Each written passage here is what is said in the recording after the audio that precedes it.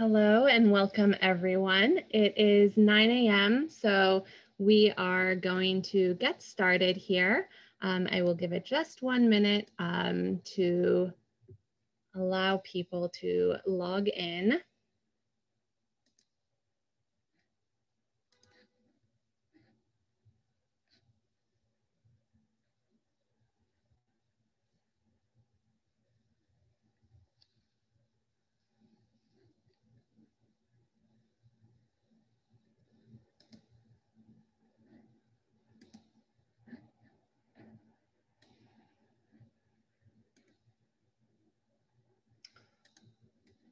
All right, good morning. I hope people have joined. Welcome everyone to the first in a series of webinars on the I'm Here approach. Thank you so much for joining us this morning.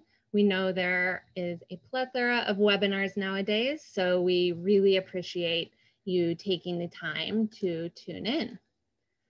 Just a few announcements before we get started. We do have interpretation in both French and Arabic available, and you should be able to toggle your audio at the bottom of the screen. Arabic is actually listed as German. We had to do that. So if you require Arabic audio, you can select German from the bottom. And if you require French audio, you select French from the bottom of your screen. If there are any technical difficulties, please use the chat and we will try our best to respond. This webinar is also being recorded, so in case there are any difficulties, you can always watch at a later time. So as I said, this is the first in a series of webinars. And the goal of the webinar series is to raise awareness within the humanitarian community on how current practice can change to one that is a more deliberate approach that responds to adolescents' context-specific needs, priorities, and assets. For today, participants will be introduced to the I'm Here approach and also learn more about principles underlying this approach and how existing tools used for adolescent programming have been contextualized for humanitarian settings. And I'm so pleased to be joined by two colleagues who have been truly instrumental in shaping and refining the I'm Here approach. Our first panelist is Julissa Tambunan, who is the co-founder of Girl Sparks and currently leads Mercy Corps' global COVID-19 response. Our second panelist is Sophie Suarez. She is a staff associate at the Population Council and is the manager of the Adolescent Girls Community of Practice. And to introduce myself, I'm Julianne Deach. I'm Senior Advisor for Adolescent Health and Protection at Women's Refugee Commission. And how this will go today, I will first introduce today's webinar with a framing, an overview of the challenges faced programming for adolescents in humanitarian contexts and how the I'm Here approach aims to address some of these challenges.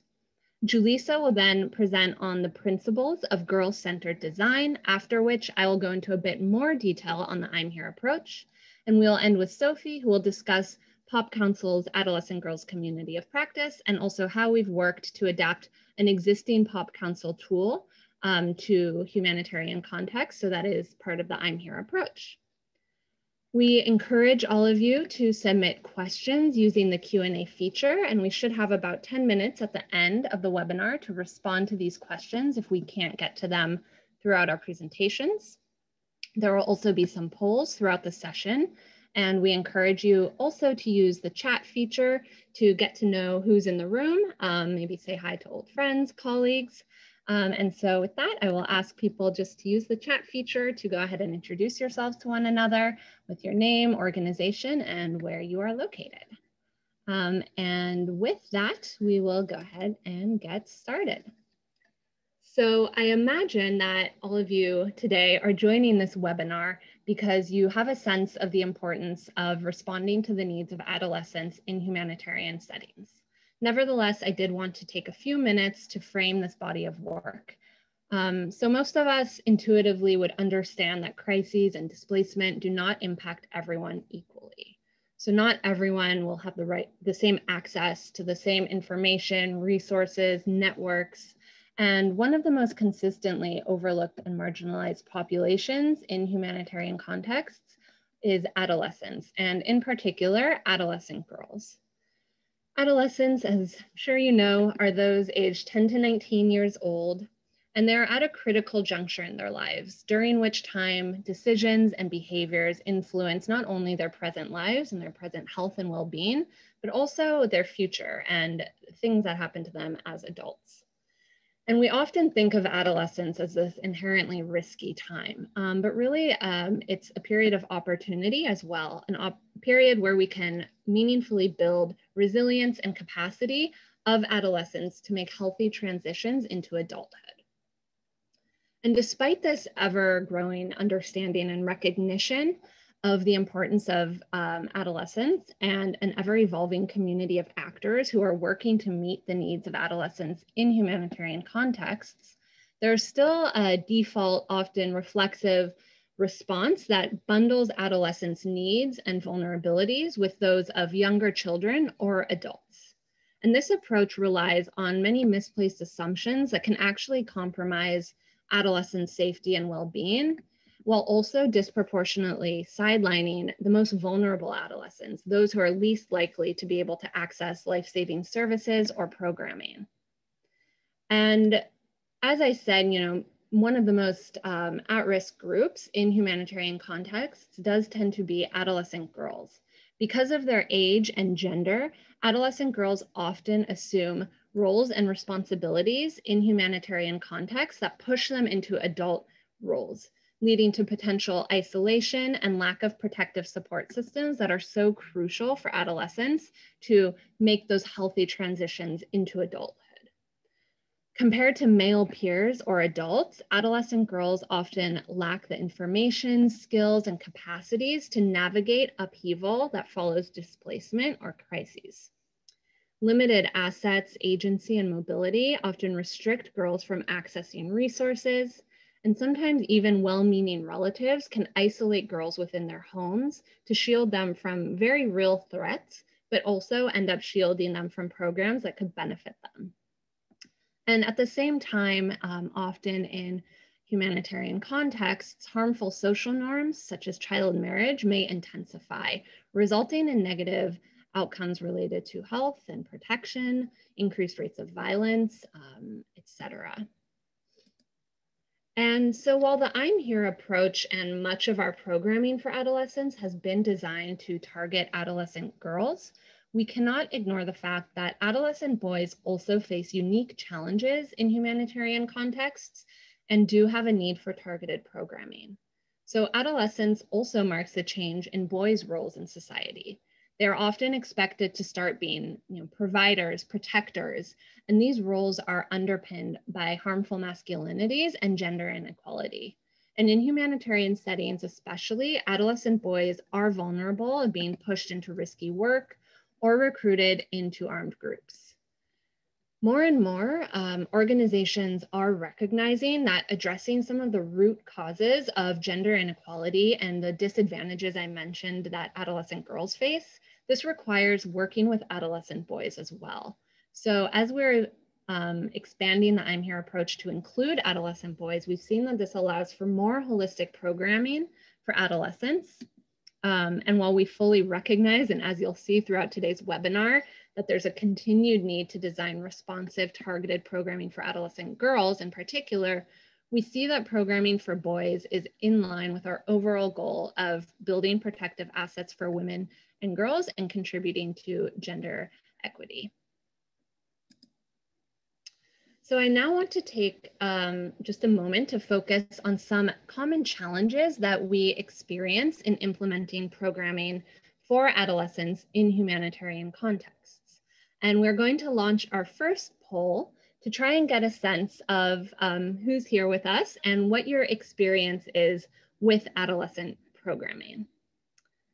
And so I hope that the poll is launching. Yes, it is. Okay.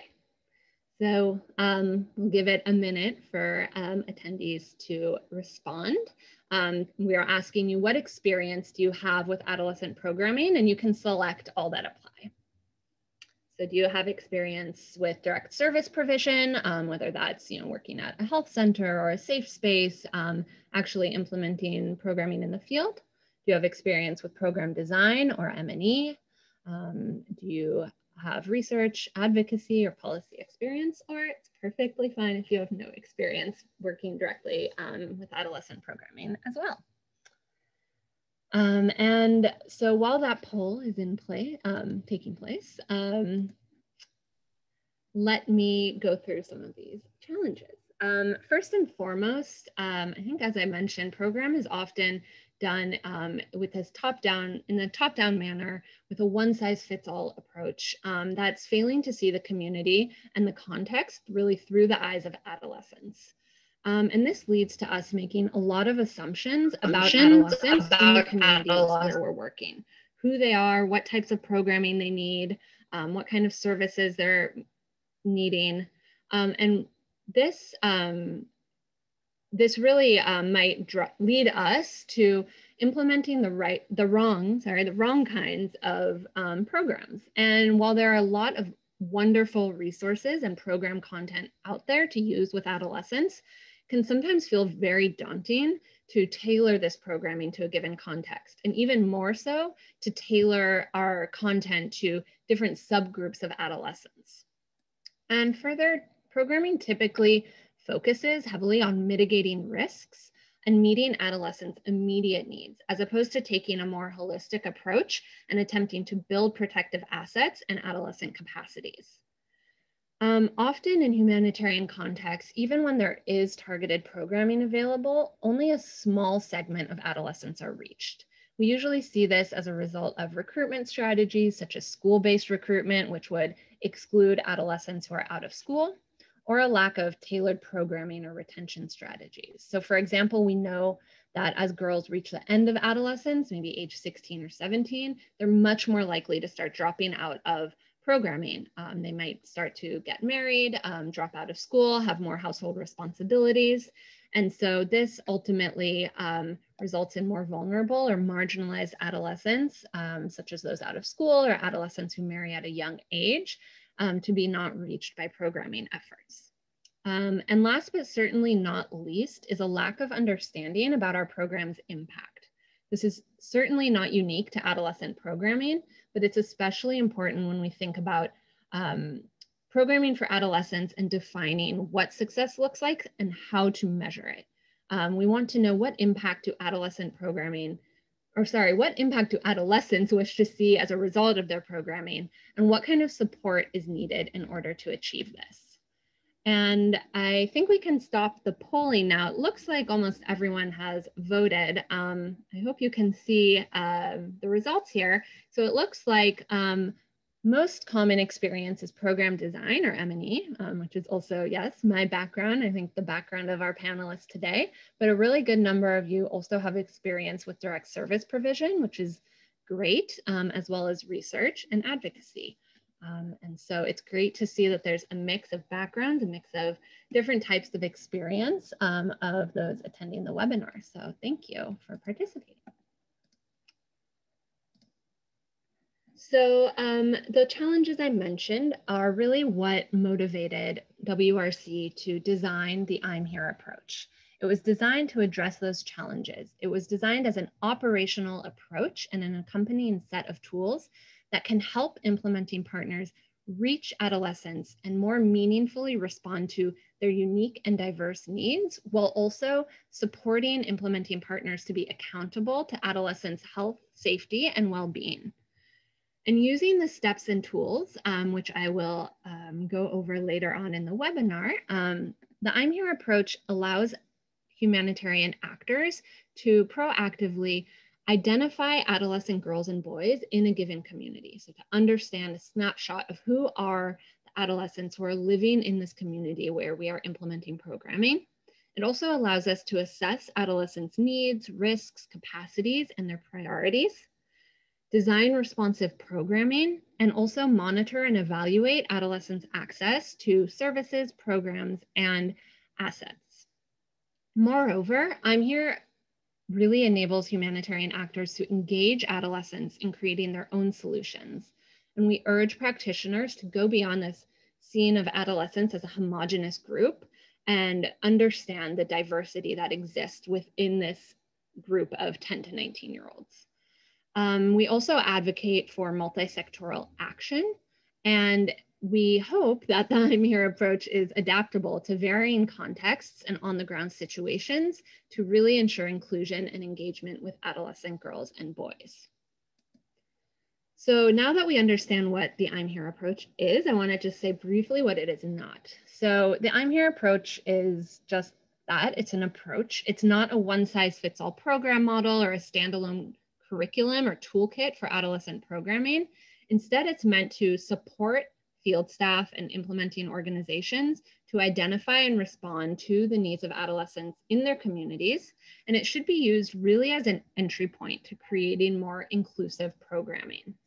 And although the tools in the I'm Here approach, as you'll see later on, do provide insights into the demographic makeup of a community, they're not meant to be used for population-based research.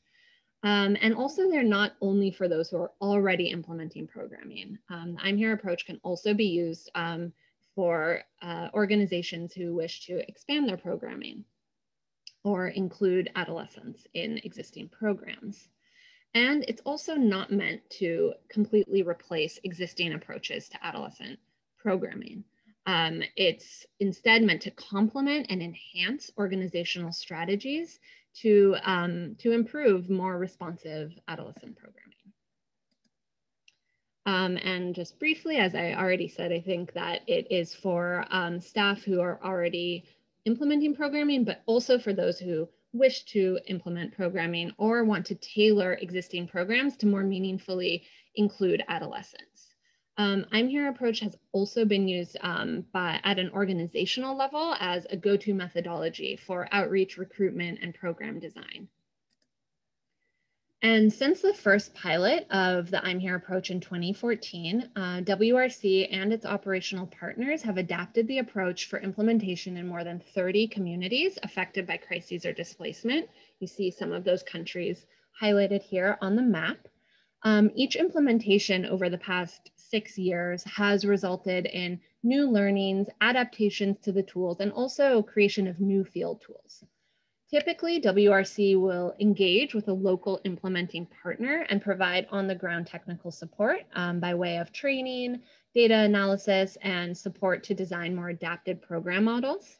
However, we definitely have an eye toward more widespread implementation of the approach and are hoping that going forward, we can better support implementing partners remotely, as is necessary these days. And also we wish to provide greater accessibility to the tools of the I'm Here approach.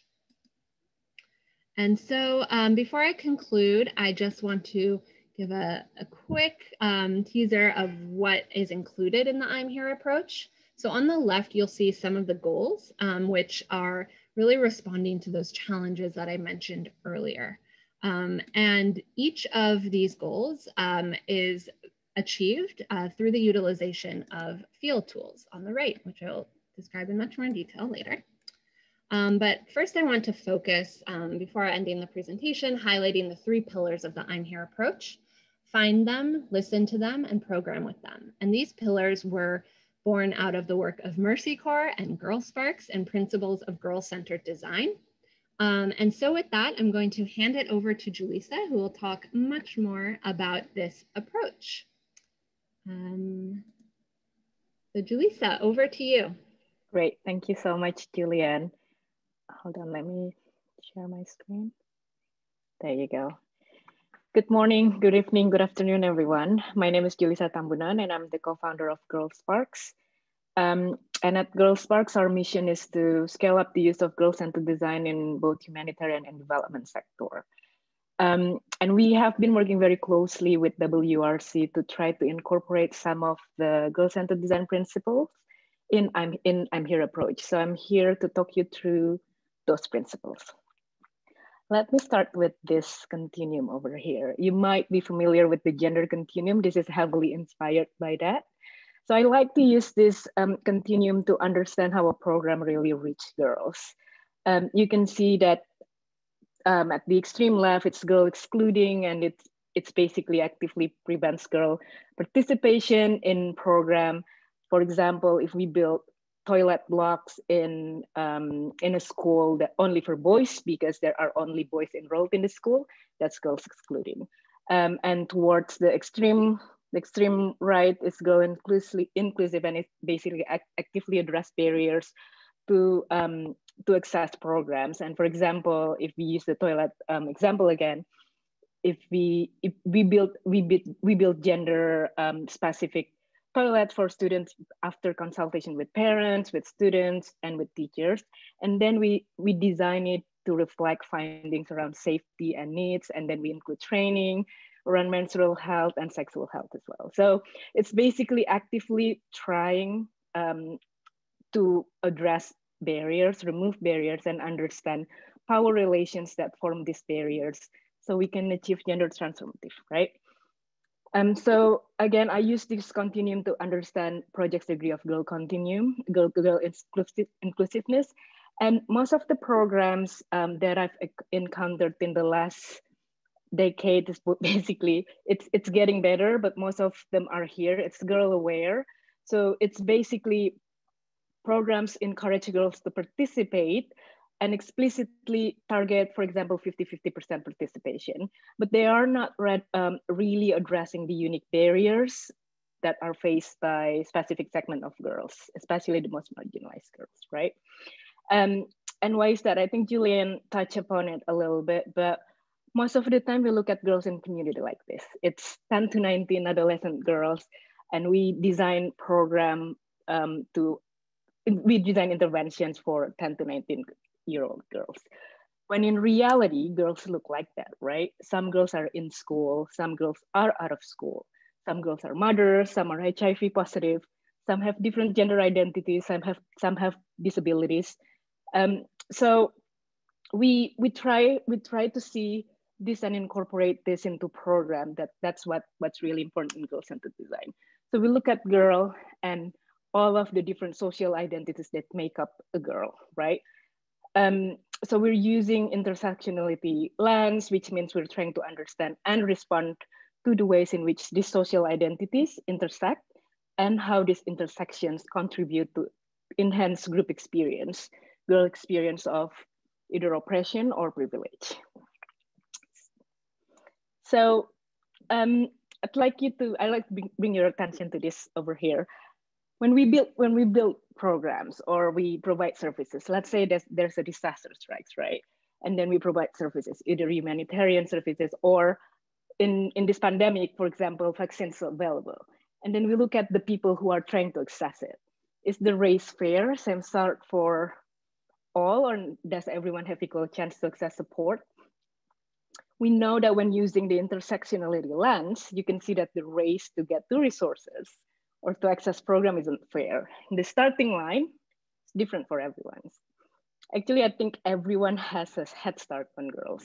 And too often the general practice is for us to rely passively on whoever within their capacity to be able to access services, right?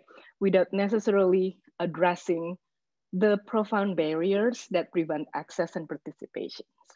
So not a lot of programs target particular group of girls who are marginalized in accessing services because of the way gender intersects with other forms of disadvantages, like I mentioned earlier, such as remoteness or poverty or ethnicity or disability, right? So having said that, we learned that we must accelerate marginalized girls to the same starting line with everybody else by intentionally removing their barriers. So now they will have the same opportunities with the other, and the race becomes more fair. So we also learned that programs for girls are more inclusive, effective, and safe if we engage them equally and meaningfully throughout the program cycle.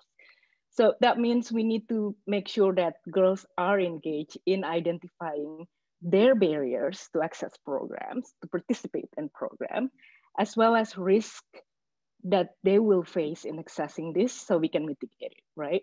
So when program implementers like us listen to girls and learn from them directly, we can understand their needs, their circumstances, and the factors that can help them stay safe and succeed in the program.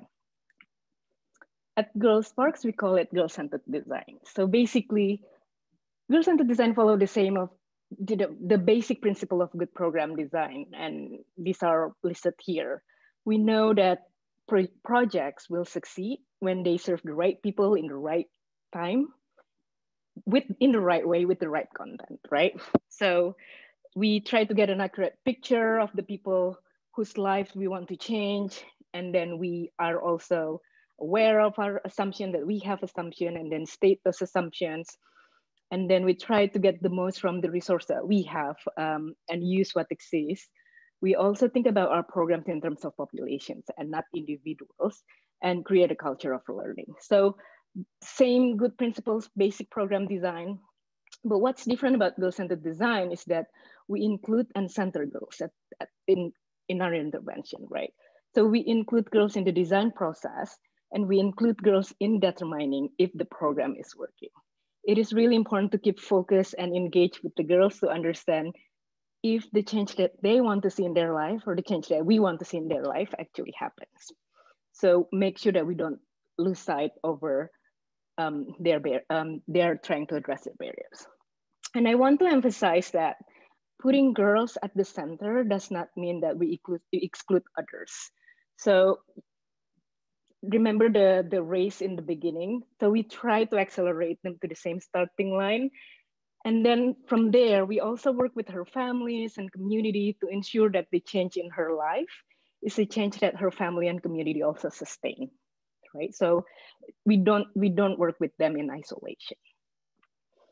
So the steps Julian mentioned earlier, in the step in girl-centered design is find her, listen to her, and design, adapt, and learn with her, right? That's program with her. We use design thinking and human-centered design. We layer it with child safeguarding and intersectionality lens. So in Find Her, basically, we want to make sure that we make them visible on data, on paper. So we really find the most marginalized, close the gender data gap, actually trying to count everyone. And Listen to Her is basically trying to engage them meaningfully in understanding their barriers. And then from there, we try to design and adapt and learn with her. I'm going to talk about this very quickly on how that looks like.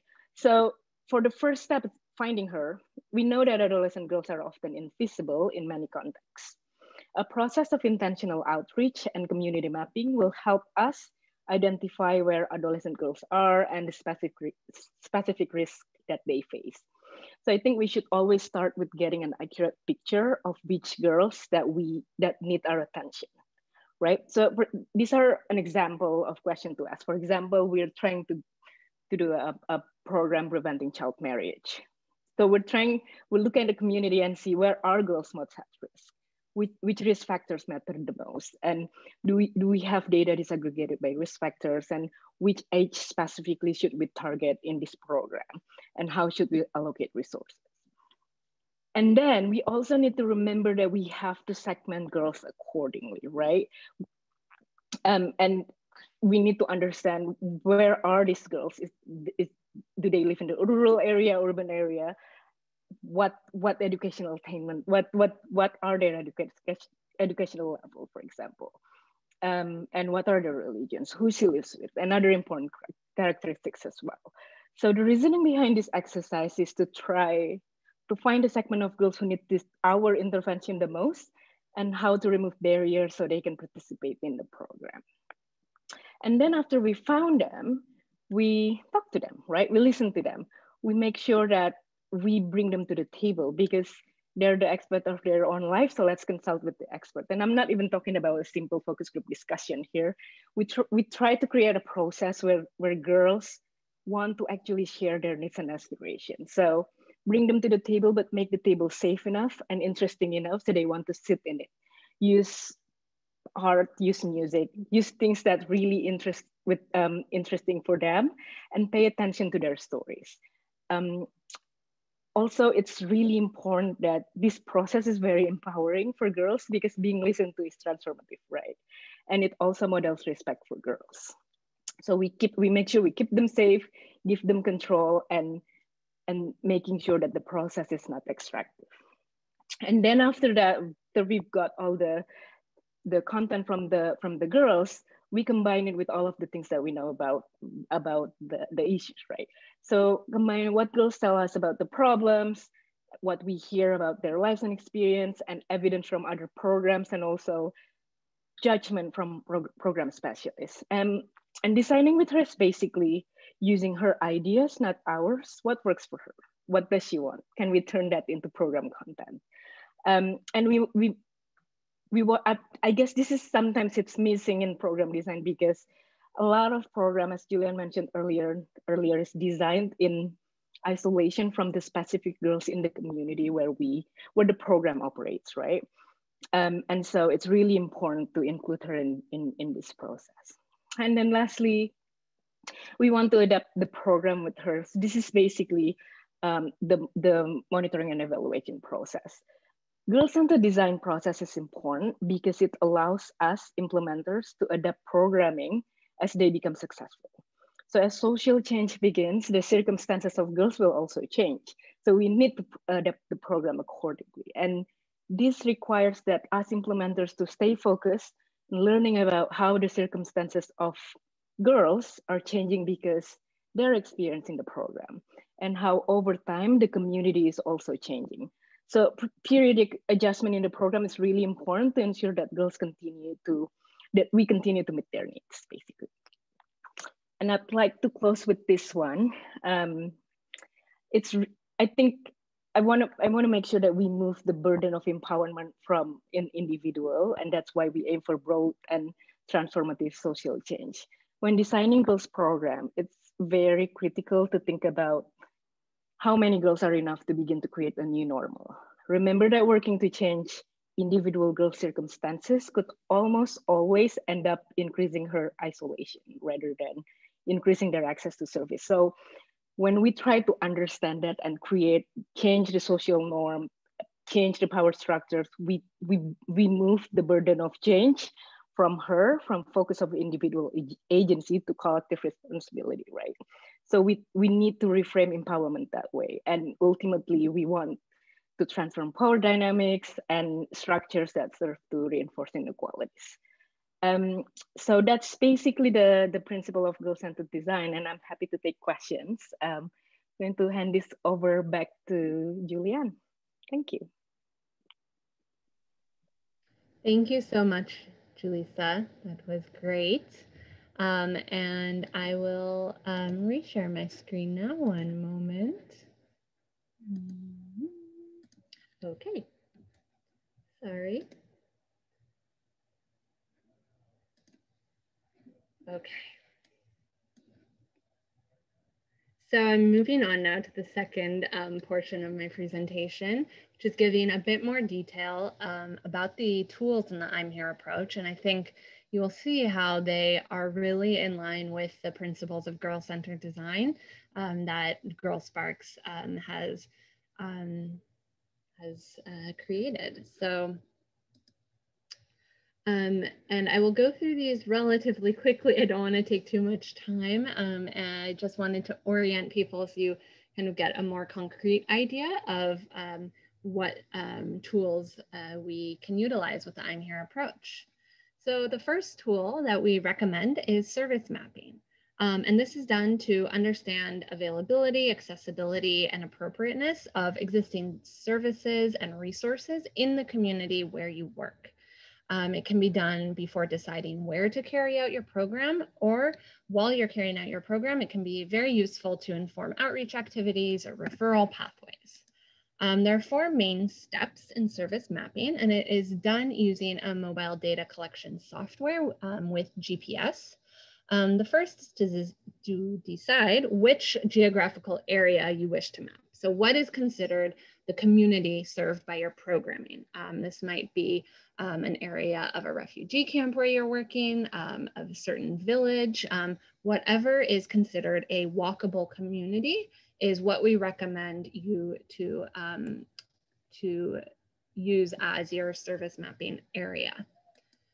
Once you've decided the area, the team would actually walk the perimeter of the community, and using the mobile data collection software, you would collect a series of GPS points as you travel the perimeter, and connecting these points would create the outline of the map. The third step is to locate existing services, risks, resources, and structures that would be relevant for adolescent girls and boys. So as you locate them, you would pin them with the GPS. These would include structures such as schools, health centers, safe spaces, community centers. It's also essential to pin potential risks or barriers for adolescents to accessing services, such as maybe bars or cafes where men might congregate, army checkpoints, markets, busy roads. All of this will help us get a fuller picture of how adolescents navigate their community. And then the last step of service mapping is to determine whether existing resources and services are adolescent friendly. We could do a whole webinar on what adolescent friendly means, but we understand it essentially to mean that services are accessible, acceptable, and equitable. And in our service mapping tool that's part of the I'm Here approach, we have a series of questions that the team can ask about the different services to determine whether or not it is considered to be adolescent friendly. So once we have an idea of the community and the available services, resources within it, we want to know more about the adolescents living in the community.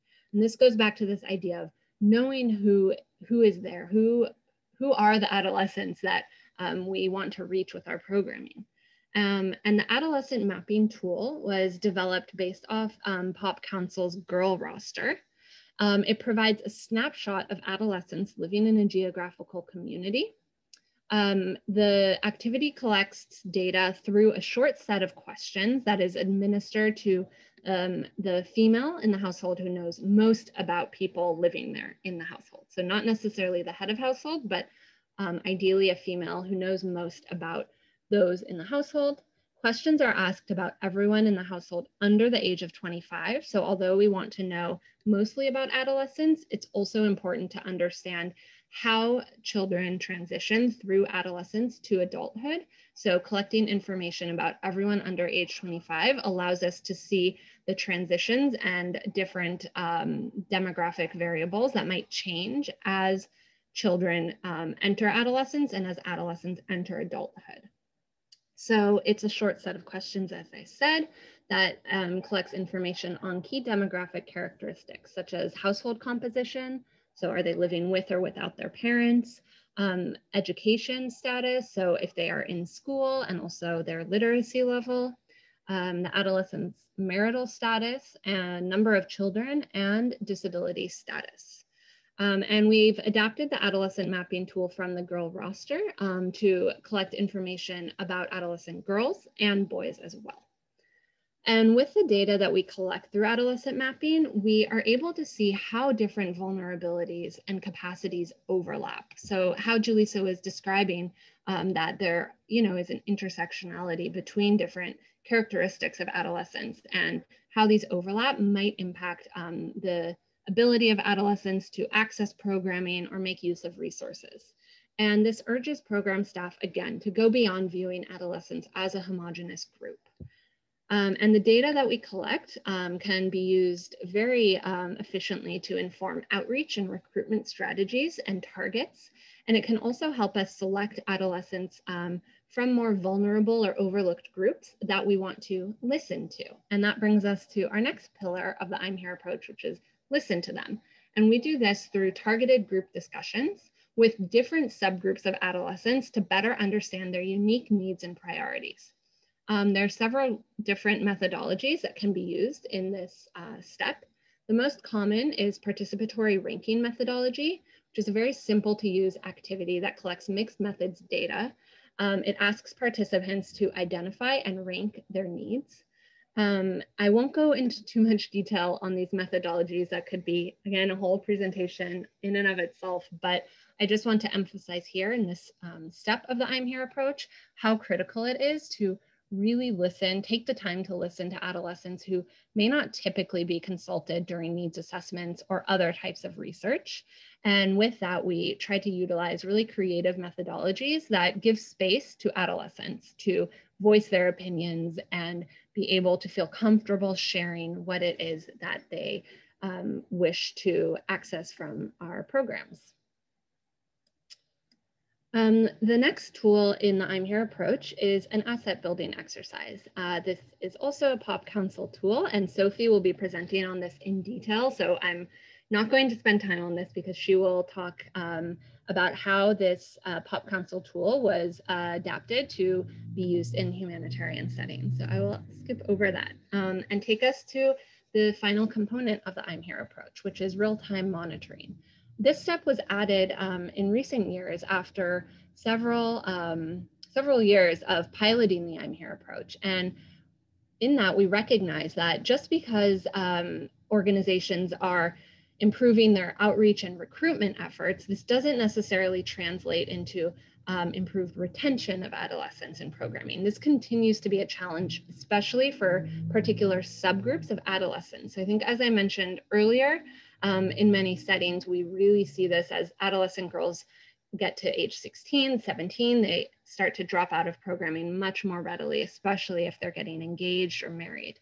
And so we developed some quantitative tools to help us to understand who is participating in our program, who is still not being reached, and how does retention differ between different groups of adolescents, and how can we gather information and use it, as a real-time tool to make adjustments to our retention or programming strategies.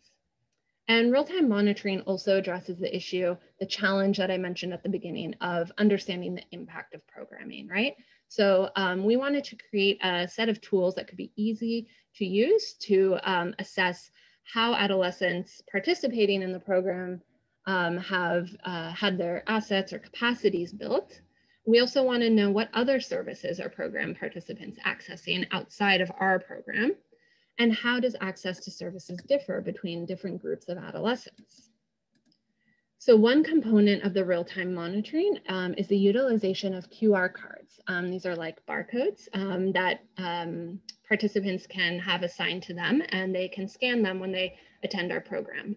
This is used by a lot of organizations, not only those using the I'm Here approach, but we found that it's a great way to streamline and have a more effective way to monitor recruitment and retention. In one setting in South Sudan, when we piloted the approach with IOM, we also used the QR cards to track what other services adolescents were attending. So they could check into to school, to a health center, to a community center. And so we could get an understanding of how they were navigating the community and what other services they were accessing.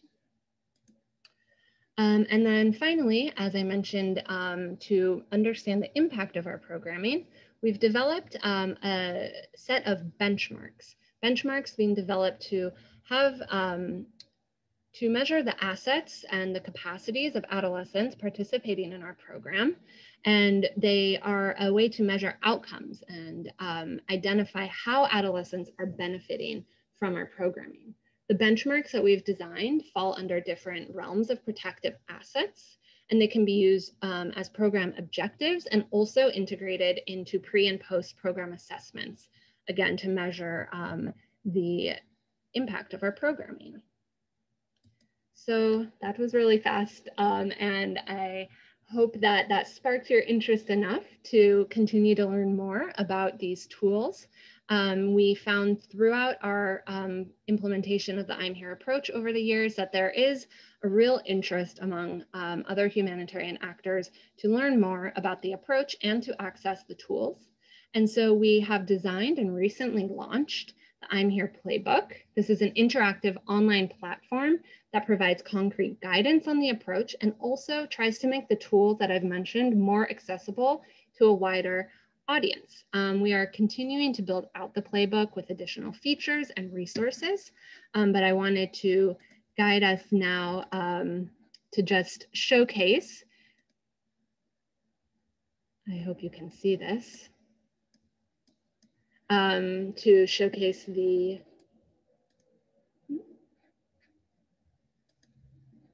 one moment. Okay, I hope you can see. This is the I'm Here approach, the I'm Here playbook, sorry. So as I said, it's an interactive website, you know, like guidance or a toolkit that, you know, is in hard copy or a PDF. It's similar, but hopefully a bit more interactive so that colleagues can really test out some of the concepts that we have mentioned. And understand the approach just through in a more interactive way. And so I would really encourage everyone to have a look at this, you know, take the time to understand the tools. And we see this as a resource for organizations who wish to implement the approach and want to understand more about how it might be utilized in your setting. Also, organizations who are already utilizing the tools, it can be used as a refresher and just a one-stop shop for all of the resources related to the I'm Here approach. So we'll certainly be sending out the link to that to all of you. Let me go back to my presentation.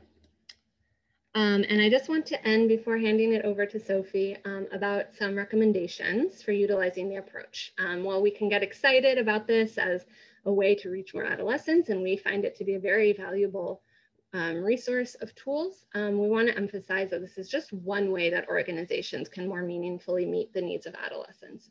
It's not meant to be prescriptive, but meant to be adaptable to different contexts. And it's important for organizations to first understand why the approach should be utilized and determine whether or not it's suitable to your program context and whether your organization has the capacity for implementation.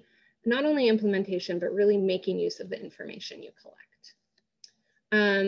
Again, it's important to understand what organizations are already doing, what you're doing well to reach adolescents, and where the gaps are and how the tools in the approach can fill these gaps. And just to remember always the principles of girl-centered design. And so building the capacity of your organization to meaningfully involve adolescents is essential to the success of the I'm Here approach. And I will now hand it over to Sophie to talk more about the work of Pop Council and adaptation of tools to humanitarian contexts. Thank you, Julianne. Thank you, and thank you, Jalissa and WRC for the opportunity to contribute to today's conversation. Good morning, good afternoon, and good evening to all. It is really wonderful to see so many attendants from a breadth of contexts and experiences.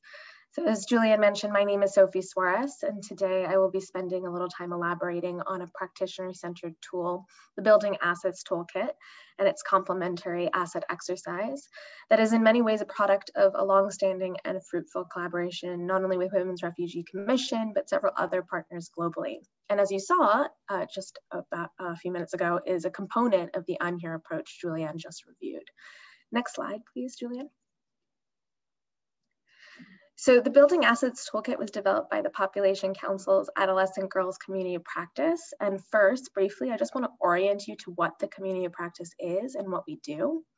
The Population Council established the Community of Practice in 2013, building on 15 previous years of research on the conditions of girls at the highest risk of the worst outcomes.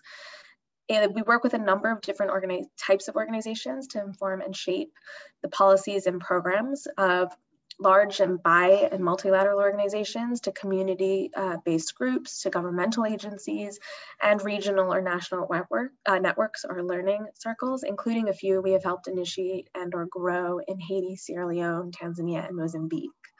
Our main purpose is to build the capacity of our partners to promote space, access and agency for adolescent girls and young women to create sustainable communities for not only for themselves, but also for their families. And we do this by facilitating the use of practitioner-centered and friendly tools to design, implement, and evaluate effective and scalable programs under what we call our intentional design approach, which has been used in 43 countries thus far. The approach is a 10-step model of information collection and analysis, putting, much like the I'm Here approach you just heard about, evidence and its interpretation for program decisions more tangibly within the hands of practitioners. And I will add here that there's a guide on this approach forthcoming, and WRC is among many partners who provided illustrative examples to better explain this approach to our partners. The tools that support this approach are geared towards building the protective health, economic, cognitive, and social assets of adolescent girls, particularly the most off track, in essence, using an asset building approach. And we are really here to emphasize coverage with quality and thoughtful targeted programming that focuses on geographic hotspot locations where the most off track of adolescent girls can be found and reached, really establishing the best investment of time and resources. Next slide, Julian.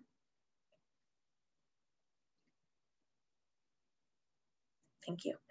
So here you can briefly see the 10 steps of the approach, and I think you will observe that it bears a lot of similarities to I'm Here and Girl Sparks' approaches as well. And there's been a lot of overlap and collaboration, and we are grateful for the ways in which their testing of our tools we developed has only further refined our own approach and model for guiding our own partners. I won't go through all of this here, but I just want to emphasize step 8, which is the focus of the remainder of this presentation. Once you know where and with whom you are working, having thoughtfully segmented them into like-situated groups for intervention, it is really important to consider how you will tailor your program content to each segment's specific needs in a way that is measurable. And an asset building approach can really help you do this. Next slide, please, Julian. So here's a graphic that we use quite a bit when discussing what an asset is. And before I go on to explain the asset exercise, I think that the term can often be elusive to many of us, and the distinction between it and, let's say, an existing resource is often hard to grasp. So what is an asset? As you can see here, it says an asset is a store of value, a valuable thing that girls can use to reduce vulnerabilities and expand opportunities. So I would say in thinking about assets, it is not merely about something existing, but its tangibility to the girls. Just because it is built, just because it exists, does not mean the girls will come. So for example, it is not enough for there to be, let's say, a health center in a community. An asset would be knowing where that health center is or having access to it. And here you can see a few of the types of assets we group and examples of them: social, human, physical, and financial. Next slide, please, Julian. Thank you. So the Building Assets Toolkit was developed by the Population Council's Adolescent Girls Community Practice back in 2007, and it was built on our foundational asset building approach, which was developed more than a decade ago.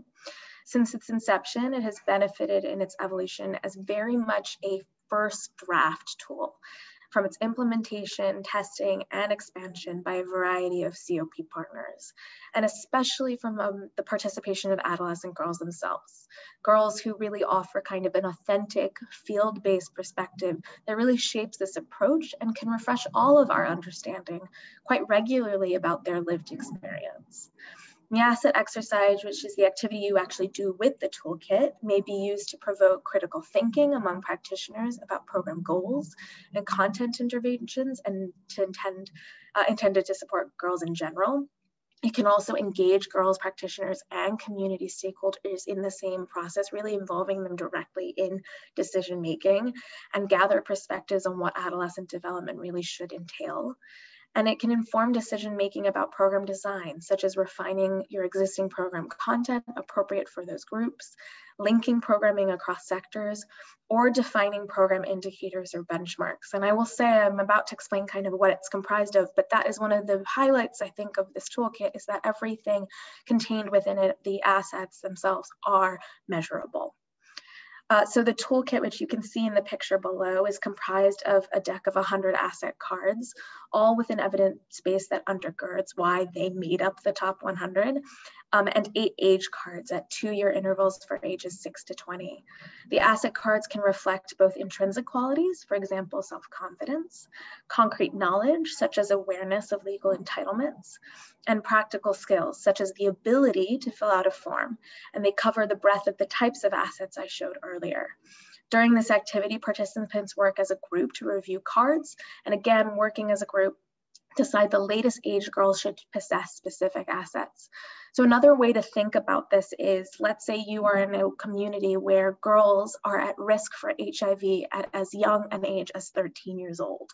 Then an asset such as knows how HIV is transmitted or knows where to get an HIV test must be imbued to her no later than 12, right? Before she is 13.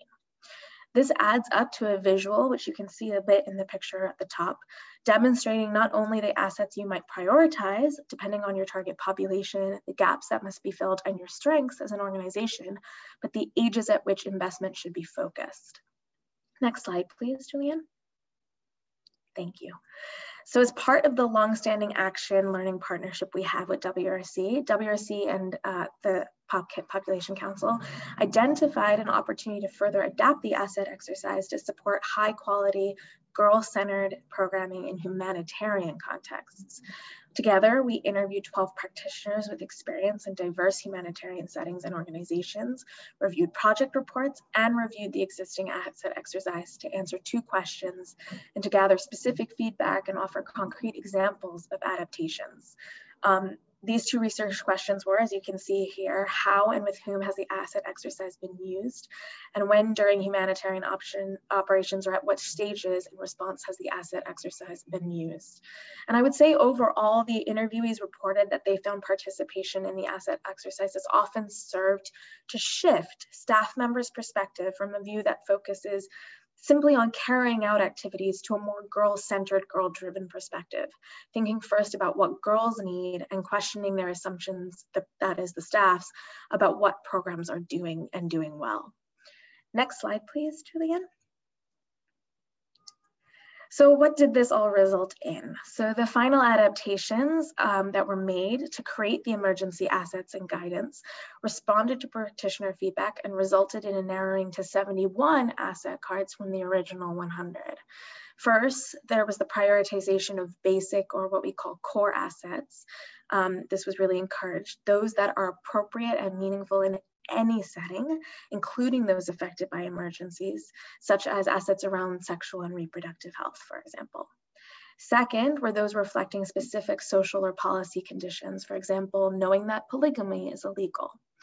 And finally, third, were those assets that may be relevant to very specific program response features, such as supply distribution or details on banking, economic activity that apply really specifically in economic empowerment programs. Some other manipulations really to make it most effective was to simplify the wording of concepts, to ease translation and interpretation where literacy may be limited, or to make clearer for younger participants in the exercise. And another adaptation was to categorize the cards by common programming domains, health assets, economic, social, civic, for example, to further emphasize these kind of multi-sectoral elements of girls' lives, not only during the exercise itself, but during review and interpretation. And this, I think you all might find especially interesting, as we know the emergency context can be extremely siloed, and the benefit of the asset exercise, both as it stands and how it was then reflected in this guidance for emergencies specifically, really tries to shift from a very cluster, sector-oriented approach to a more holistic viewpoint. And in this way, WRC's perspective and input was immensely valuable. The guidance also includes quick tips for use with specific groups and goals, practitioners, girls, caregivers. And you can see the cover of the guide here, and there's a brief that goes along with this, also shown, that gives details a bit more on how this activity with WRC came about and its results. Included in this brief is a case study from West Africa's Ebola response and the use of the asset exercise in that context. Next slide, please, Julianne. Quickly, here are just a few examples of our emergency assets and the ways in which they are organized. As mentioned before, there are core, early developmental recovery, and program-specific cards listed here and denoted by different borders, solid, dashed, and I think more finely dashed line. There are also different colors to signify the different types of asset across different program domains. Next slide, please. And finally, I will just emphasize again that the Building Assets Toolkit on a whole, along with most of our materials, are readily available, open source, and truly first draft tools. And what I mean by that is they are intended to be attested, adapted, and contextualized. The Asset Toolkit, for example, is available in addition to English in Portuguese, Swahili, Spanish, Arabic, and French, with many thanks to our partners Mercy Corps, Girl Move, Global Communities, and Population Council Guatemala, who made that possible.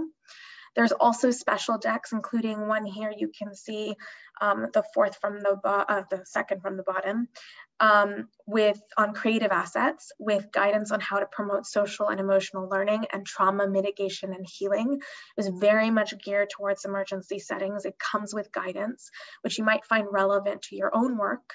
There's another on technology assets, productive and protective green technology and its usefulness in girls' lives.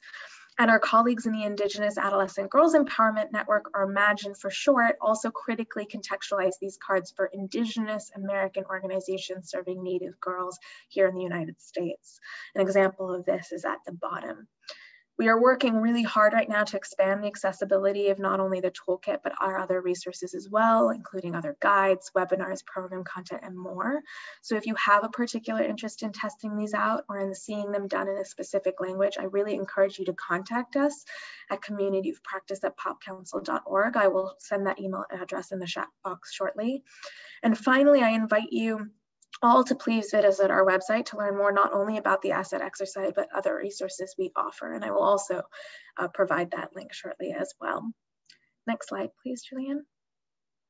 So lastly, I will just say my thanks to WRC and Julianne for including us in today's webinar, and Sarah Blake at Population Council and Omar Robles, formerly at WRC. They were the real leaders of this activity that resulted in the Emergency Assets Deck and its guidance. And thanks to all of you for listening. I look forward to your comments and questions. Thank you, Sophie. And I'm sorry I went a bit over and forced you to have less time, and I really appreciate you going through everything so effectively, efficiently. We're going to be just a few minutes over if people are able to stay on. If not, as I posted in the chat, the webinar will be, the recording will be posted if you have to jump off. And I have been trained to answer some really great questions in the Q&A. And so thank you for those.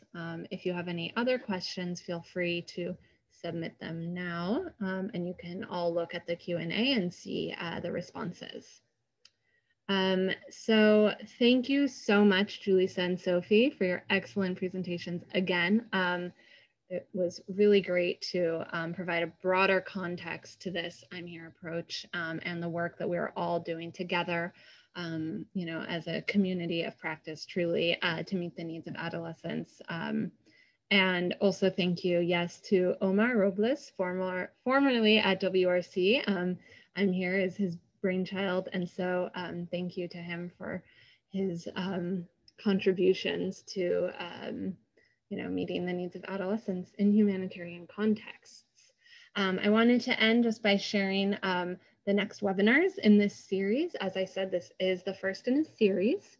The next one will be on Tuesday, November 24th, and this is where we're going to hear from organizations who have implemented the I'm Here approach in the field. We'll hear from Mercy Corps, both from the organizational level, as Mercy Corps is one of the organizations who has institutionalized the I'm Here approach in a lot of their adolescent work. We'll also hear from DRC, the Lebanon Country Office. They have taken the I'm Here approach and built it out to influence a lot of different programming streams for adolescents. And we'll also hopefully be hearing from IOM in South Sudan, an interesting case in how the I'm Here approach was used outside of the traditional protection sector and used for camp coordination and management, and really a multi-sectoral response to the needs of adolescents. We'll then have our third and last webinar in the series, date to be determined, but the second week of December.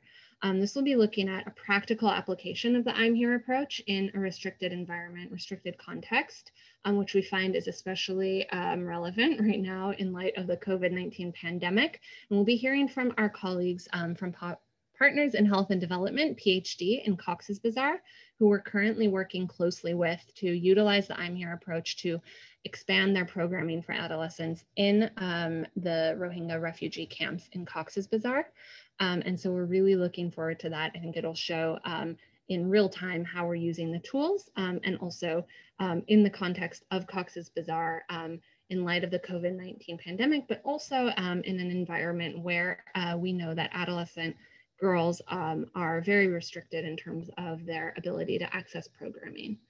You can learn more about the webinar series here on the website, and we will be sending out registration information to everyone who has registered for this webinar, and feel free to circulate those invitations to your networks as well. I see we have some Q&A. Hi, Judith. Hi, welcome. I'm glad you were able to join. And yeah, if anyone else has any questions, please feel free to email me, julianne.d@wrcommission.org. Thank you again for everyone for joining. You know, we're pulled in so many different directions in this virtual work world. So I really appreciate you taking the time. And again, to my co-panelists for your wonderful input. So thank you, everyone, and wishing you all a good day and a good evening wherever in the world you are. And yes, I'll end it there.